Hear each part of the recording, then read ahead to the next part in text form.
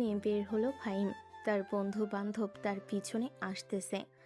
রাত 2টা, মাঝ রাস্তায় একটা হোটেল এসে সবাই খাওয়া দাওয়া করে। ফাহিম সবাইকে উদ্দেশ্য করে বলতে লাগলো, কিরে তোরা শর্টকাটে যাবি নাকি মেইন রাস্তা দিয়ে যাবি? আমি তো মেইন রাস্তা দিয়ে যাব ভাবতেছি। আপনি মেইন রাস্তা দিয়ে যান আর আমরা শর্টকাটে যাব। আপনার সাথে একটা চ্যালেঞ্জ রইল। যেহেতু আমরা পঞ্চগড় যাইতেছি, সো যদি আপনি আমাদের আগে ওইখানে গিয়ে পৌঁছে যান, তাহলে আপনি ওইখানে যতদিন থাকবেন আপনার সকল খরচ এবং বাইকের যত তেল লাগে আমরা দিব।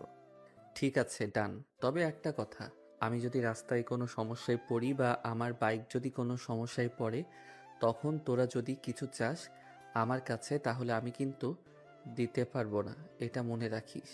ঠিক আছে, আমরা তোর কাছে কোনো কিছুই চাইবো না। যদি বাইকের কোনো সমস্যা হয়, এখন তাহলে যাওয়া যাক। এই বলে ফাহিম মেন রাস্তা দিয়ে ফুল স্পিডে